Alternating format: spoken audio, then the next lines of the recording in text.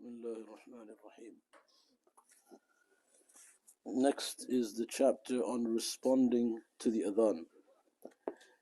It is the etiquette of the Adhan that a person remain as quiet as possible whilst it is being called.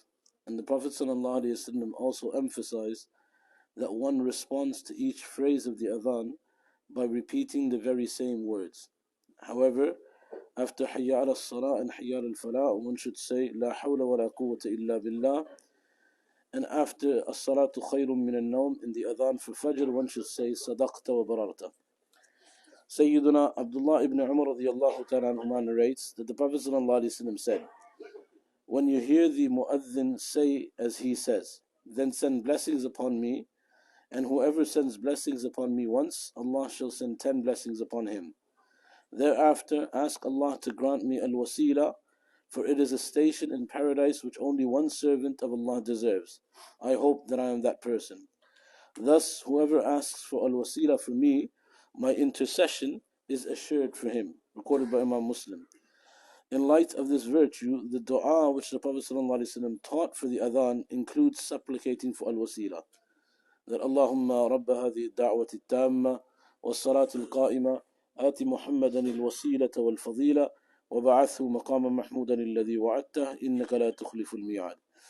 Sayyidina Jabir radiyallahu ta'ala anhu narrates that the Prophet ﷺ gave glad tidings of his intercession being assured for the person who reads this dua after the call to prayer. Moreover, to say the following after the Adhan is also mentioned in a hadith. So up until now it's mentioned that number one, you say the durood, send salutations on the Prophet ﷺ. After that, you read the dua. In this following hadith, after the Adhan, one says as well that أنا أشهد أن لا إله إلا الله وحده لا شريك له وأن محمدا عبده ورسوله رضيت بالله ربا وبمحمد رسولا وبالإسلام دينا.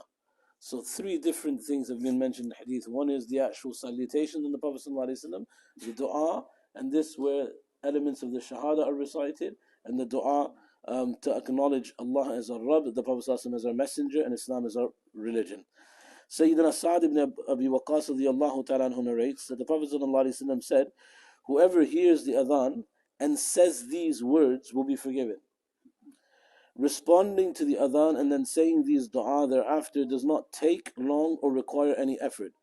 It is just a matter of being mindful of this and getting into a habit. If one makes a habit of saying these words, immense reward can be attained without any time or effort. Therefore, a person should observe these points of etiquette except if it is not possible due to a genuine reason.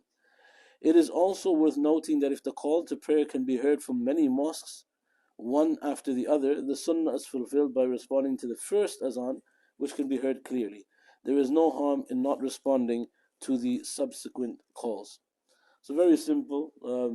Nowadays, many of us have receivers at home as well, where the adhan and the prayer is broadcast to the homes.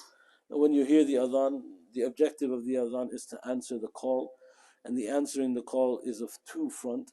One is the answering literally verbatim, that as the mu'adhin says a particular word, then you repeat that and you read the du'as mentioned afterwards. And the second element of the answer to the call is actually attending the prayer itself. So that's part of answering the call. So it's not just listening to the adhan and responding to it, it's then responding by physically making your way to the masjid to offer your prayers.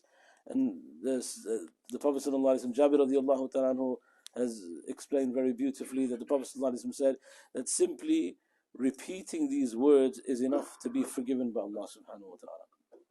If you do it with the correct intention, so generally where forgiveness of all sins are mentioned, then that is reflective of minor sins. But if you do it with sincere tawbah in mind, with the sins that you've committed, be it major, in perspective, and then you do these deeds, then insha'Allah it can be a means of forgiveness for both minor and major sins. Allah subhanahu wa ta'ala grant me the understanding. Allah subhanahu wa ta'ala grant all of you the understanding. Wa akhiru da'wan alhamdulillahi rabbil alameen. Subhanallah bihamdihi subhanakallahumma bihamdik wa nashhadu an la ilaha illa ant nastaghfiruka wa natubu ilayk.